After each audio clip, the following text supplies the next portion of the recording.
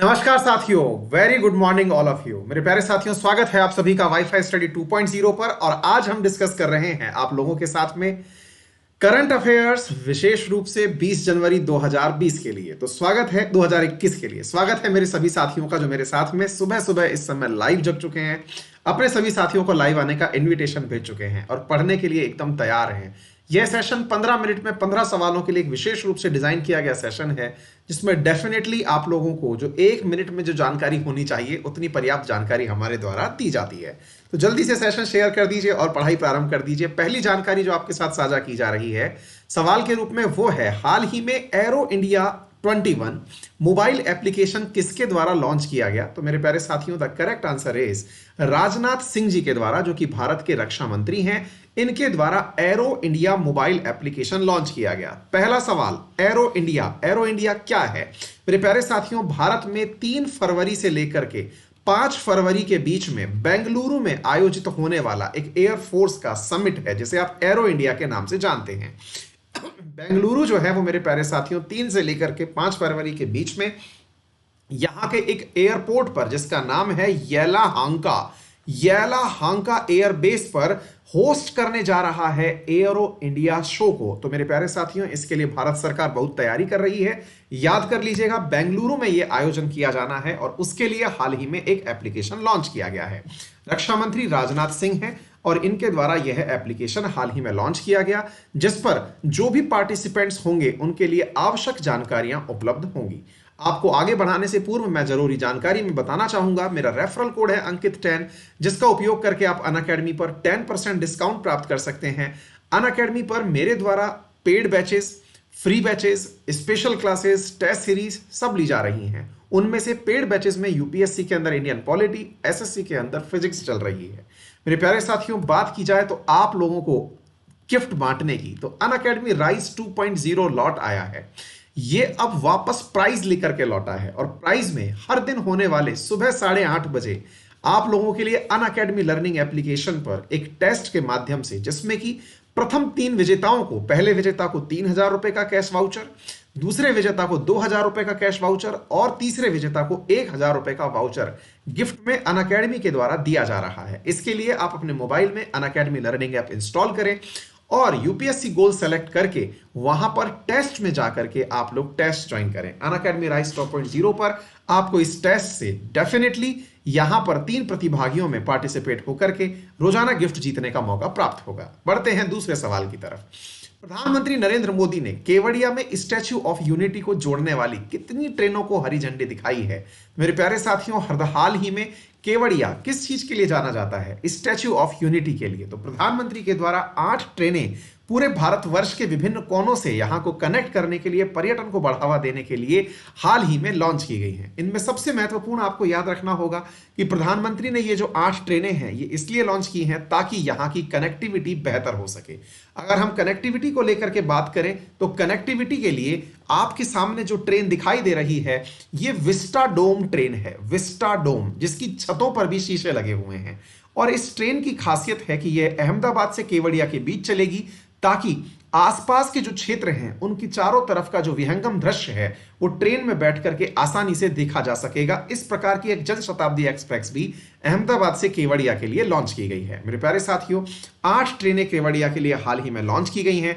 इनमें से अगर आपके कोई जानने में हो तो Mahamana Express, Dadar Kevadia Express, Nizamuddin Kevadia Express, Kevadia Rewa Express, Chennai Kevadia Express and 2 MEMU ट्रेनें जो हैं वो प्रतापनगर से लेके केवड़िया के बीच में चलाई गई हैं। स्टैच्यू ऑफ यूनिटी की अगर हम बात करें तो स्टैच्यू ऑफ यूनिटी भारत में स्थित है, गुजरात में स्थित है, केवड़िया नगर में स्थित है।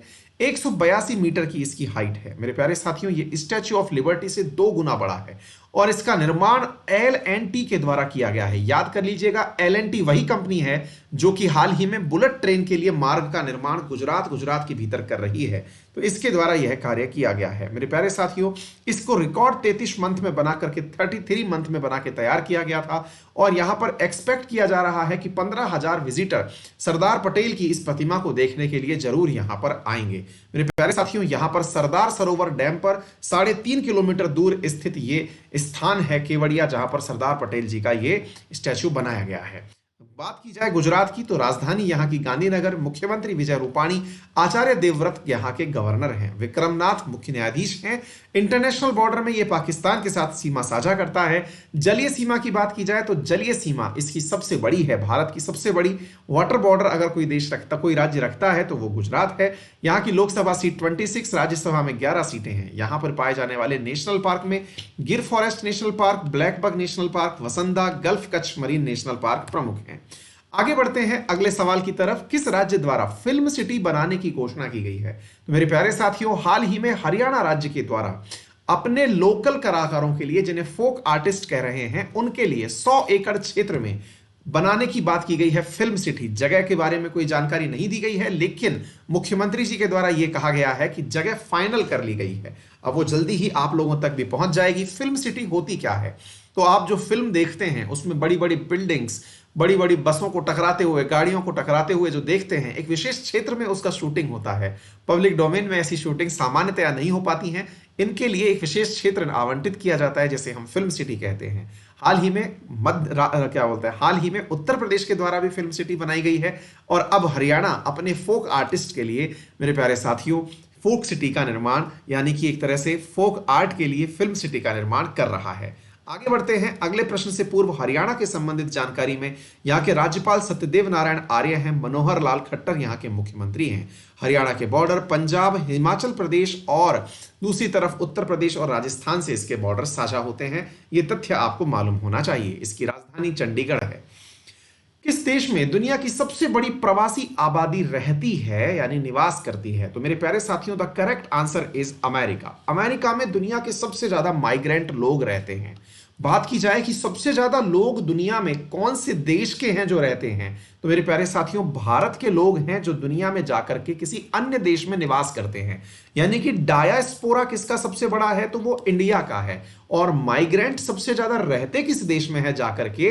तो वो अमेरिका है। लेकिन भारत के केस में ये उलट है। भारत के केस में सबसे ज्यादा जो लोग रहते हैं बाहर जाकर के, वो कहां रहते हैं? यूएई में रहते हैं। मेरे प्यारे साथियों, कुल 18 मिलियन भारत के लोग हैं जो माइग्रेट करते हैं, जो दुनिया के अंदर सबसे ज्यादा है। तो दुनिया में सबसे ज्यादा दुनिया भर के लोग कहां जाके रहते हैं? तो अमेरिका।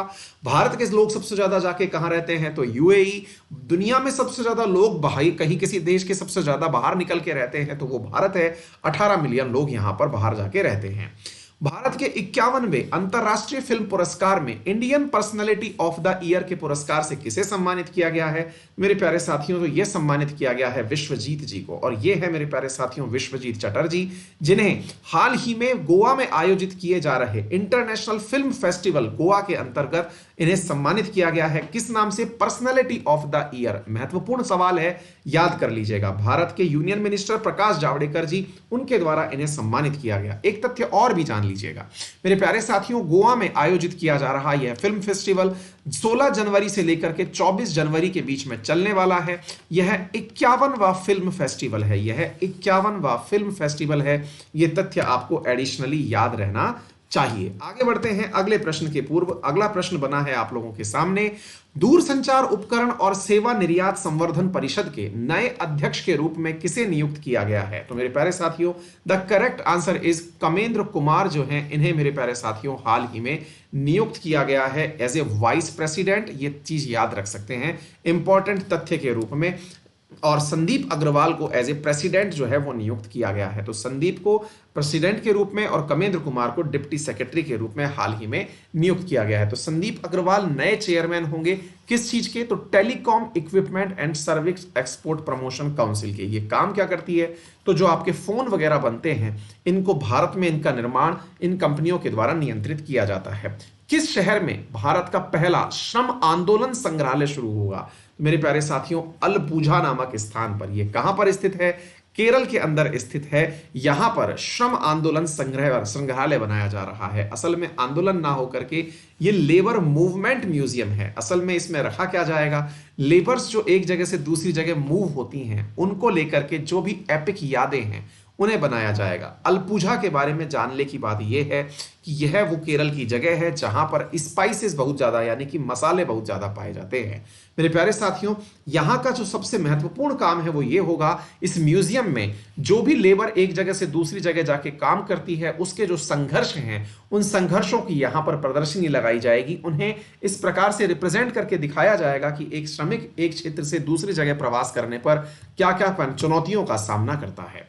हाल ही में उस्ताद गुलाम मुस्तफा खान का निधन हो गया। वे किस चीज से जुड़े थे, वे किस संगीत क्षेत्र से जुड़े थे, कौन सा संगीत था? तो मेरे प्यारे साथियों, क्लासिकल संगीत से जुड़े हुए थे।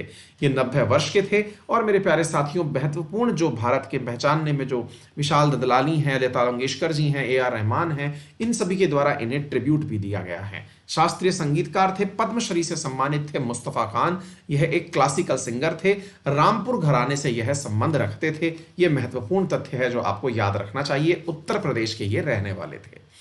हाल ही में चीफ ऑफ डिफेंस स्टाफ के द्वारा, डिफेंस स्टाफ यानी कि CDS के द्वारा, चीफ ऑफ डिफेंस स्टाफ के द्वारा किसे सिल्वर सेल्वर से सम्मानित किया गया है? तो मेरे प्यारे साथियों, पृथ्वीपाल सिंह को सिल्वर सेल्वर से सम्मानित किया गया है। सिल्वर सेल्वर होती क्या है? एक चांदी की तश्तरी टाइप की होती है संरचना। इन्हें सम्मानित क्यों किया गया है? पृथ्वीपाल सिंह जी को सम्मानित क्यों किया गया है? क्योंकि भारत हाल ही में अपना 73वां आर्मी डे सेलिब्रेट किया था। आर्मी डे कब मनाया जाता है? तो मेरे प्यारे साथियों, 15 जनवरी को आर्मी डे मनाया जाता है। तो इसके उपलक्ष्य में ऐसे ऐसे सैनिक जिन्होंने कुछ मेमोरेबल कार्य किया है, जैसे कर्नल पृथ्वीपाल सिंह जी के बारे में मैं आपको बताऊं, इन्होंने हाल ही में अपना 100वां जन्मदिन मनाया है।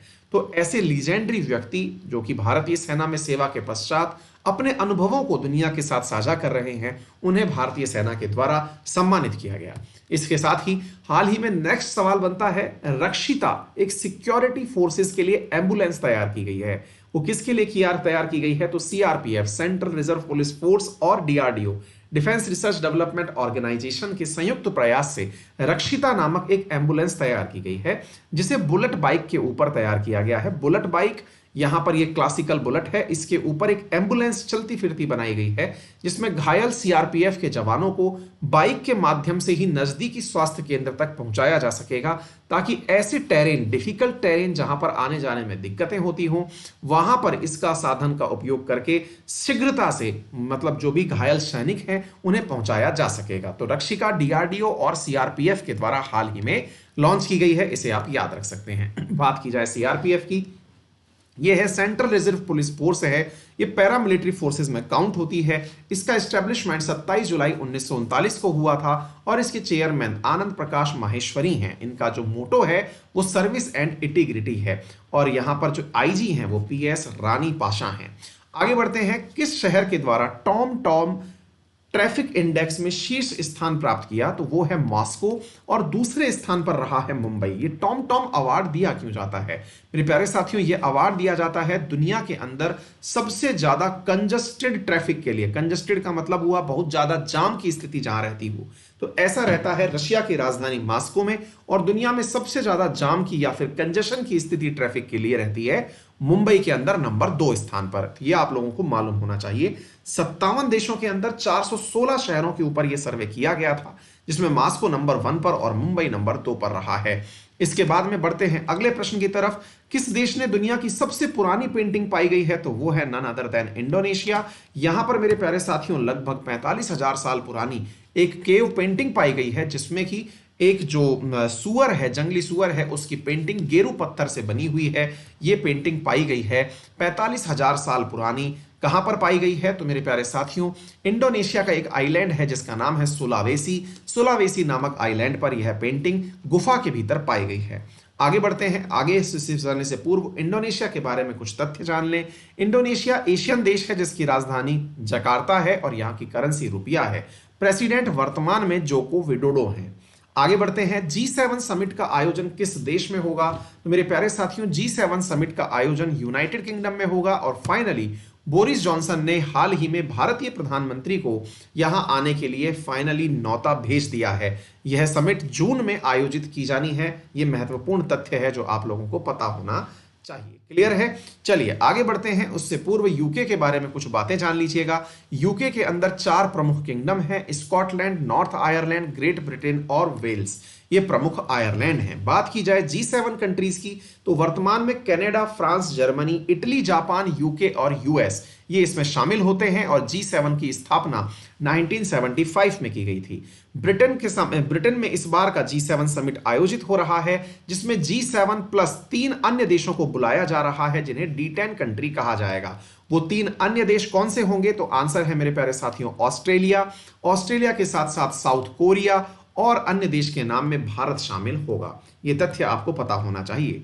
निम्नलिखित में से किस राज्य ने कभी तिरुवल्लुर के सम्मान में तिरुवल्लुर दिवस मनाया? तो मेरे प्यारे साथियों, हाल ही के अंदर तिरुवल्लुर दिवस मनाया गया तमिलनाडु के अंदर 16 जनवरी को तिरुवल्लुर दिवस को सेलिब्रेट किया गया। ये चीज आप लोग अतिरिक्त रूप से जान सकते हैं। तिरुवल्लुर जो है उनके द्वारा वल्लुवर महाकाव्य का निर्माण किया गया था। सामान्यतया थाई महीने के दूसरे महीने में इसका मतलब सेलिब्रेशन किया जाता है। तमिलनाडु की बात की जाए तो तमिलनाडु के साथ ईस्टर्न कोस्ट पर स्थित राज्य है। आंध्र प्रदेश, कर्नाटक, केरला के साथ में ये अपने बॉर्डर साझा करता है। के पलानी स्वामी यहाँ पे मुख्यमंत्री हैं। बनवारी लाल पुरोहित यहाँ के गवर्नर हैं। चीफ जस्टिस संजीव बनर्जी हैं। आगे बढ़ते हैं आखिरी प्रश्न की तरफ। हाल ही में किसे कनाडा के हिंदी लेखक गिल्ड का सम्मान प्राप्त हुआ है? तो वो हैं भारत के शिक्षा मंत्री जिनका नाम है रमेश पोखरियाल निशंक। उन्हें हाल ही में कनाडा का हिंदी राइटर अवार्ड से सम्मानित किया गया है। तो ये तथ्य आप याद रख सकते हैं। तो ये पहले भारत के कौन से मिनिस्टर हुआ करते थे? तो मेरे प्यारे साथियों HRD मिनिस्टर हुआ करते थे। अब इनके पदक्रम का नाम बदल करके एजुकेशन मिनिस्टर कर दिया गया है। हिंदी साहित्य का गिल्ड अवार्ड इन्हें सम्मानित किया गया है। क्लियर है? इसके साथ ही आज के इस सेशन में इतना ही। अन्य जानकारियों के लिए, डिटेल सेशंस के लिए अगले समय का इंतजार करें। सुबह 6:30 बजे फिर मुलाकात होगी इसी चैनल पर। लेकिन उससे पहले जरूरी जानकारियों में मेरा रेफरल कोड अभी से समझ लीजिएगा। रेफरल कोड अंकित 10 है और अभी से अपने आप को अनअकैडमी लर्निंग ऐप मोबाइल में इंस्टॉल करके राइज 2.0 के लिए एनरोल कर लीजिए, जो कि सुबह 8:30 बजे होने वाली एक 10 प्रश्नों की टेस्ट सीरीज है। 10 प्रश्नों के अंदर हर दिन टॉप 3 विजेताओं को 3000, 2000 और 1000 के प्राइज दिए जाते हैं। तो जल्दी से अपने आप को अभी एनरोल करें और रेफरल कोड में अंकित 10 डाल दें ताकि आपको अधिकतम लाभ सुनिश्चित हो सके। आपका दिन मंगलमय हो। धन्यवाद।